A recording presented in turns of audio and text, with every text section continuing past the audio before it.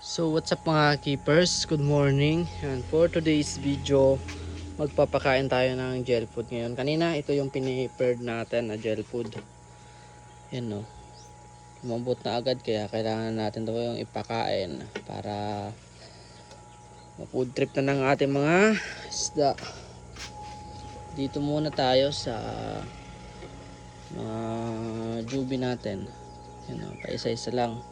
Hindi pa tayo nakapag water change mga boss.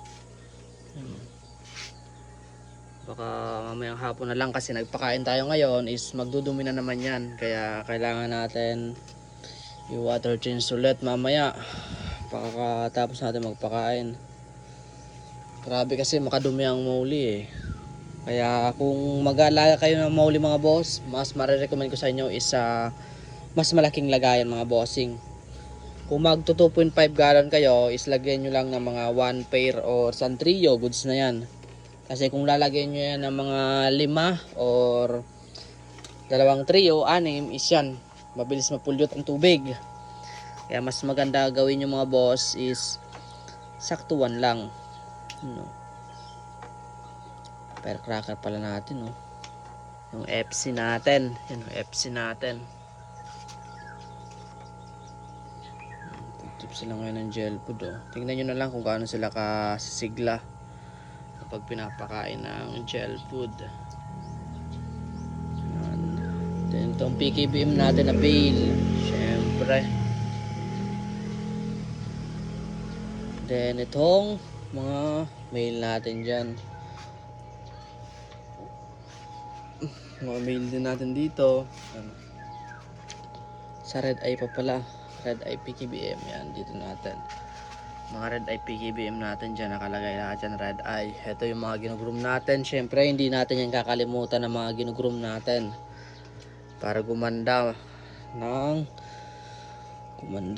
Hiwalay natin para makakain din yung iba, hindi mag-agawan. Yan o, nag-high dorsal na yung iba, nakakasabay na, ganda na tingnan.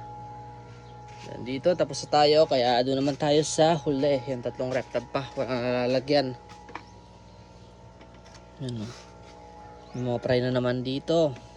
Yung mga nagme-mail kasi, kahit nasiselect na natin, then mga ilang araw is yan nagme-mail. Kaya kailangan ulit natin mag-select. Select lang ng select mga boss. Kasi babata pa naman yan, no? Kaya kailangan natin select ng select. Grabe kasi. Bilis lang nila mag-change gender. Pakain lang tayo. Kaya tara, samahan niyo ako mga boss. Pakain tayo dun sa labas. Yun, mabisang pakain. Ay, dito pa pala sa mga fry. Makakalimutan pa ba natin itong mga fry? Pag sa mga fry mga boss, ganito lang kakonti. Kasi mahina pa yan kumain. Huwag nyo lang lalagyan ng pakain yung sobra, yung kaya, hindi nila kaya ubusin. Kasi yan yung umaamoy sa tubig. Kung baga yan yung nagpupulyot ng tubig. Yan o, medyo malaki na yun. Mas marirecommend ko sa inyo mga boss, is saktuan lang pakain nyo. Yan o, mga bale tail. Dami natin yung bale tail na golden zebra eh. Yan o, ito wala tong tubig, kaya mamaya lalagyan natin to kasi nagbawas tayo ng tubig. Yung golden zebra natin, syempre yung mga breeder natin. Yan o, yan ang mga golden zebra natin. Kaya tara, samahan nyo mga boss. Doon naman tayo sa likod. Kasi tapos na tayo dito magpakain eh. Ito pa yung isang setup natin. Dito muna tayo sa mga PKBM. Yan o. Grabe. Tingnan nyo naman kung gaano kagusto nilang gel food. Siyempre dalawa dyan sa mga groomable natin. Tinatapon lang natin yan dyan. Para mabilis silang makakain yan. Tapos na dito na tayo sa mga trico redhead na mga fry. Dito sa breeder natin medyo konti lang. Yung trico redhead natin, konti lang. Tagal na mag-drop nito eh. Hinintay lang natin na mag-drop tong trico natin. Then itong mga fry ng trico natin. Yan, dami yan dyan. Dalawang ganito lang. Para mabilis silang lumaki. Yan, BKBM, then Gapi, naglagay na tayo dyan para mabilis sila. Kumbaga is masanay sila sa may mga kasamang maliliit. Flat gold, yung mga flat gold natin.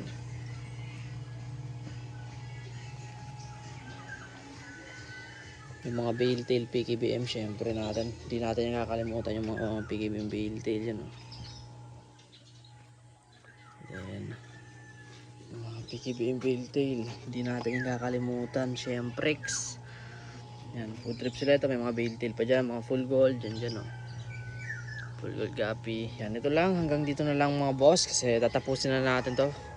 Kaya yung mga gusto dyan, order ng gel food, dala ko na lang yung link dito sa basket. Kaya kung nakabot kayo sa video to, don't forget like and share, follow para updated kayo sa mga video. Thank you guys.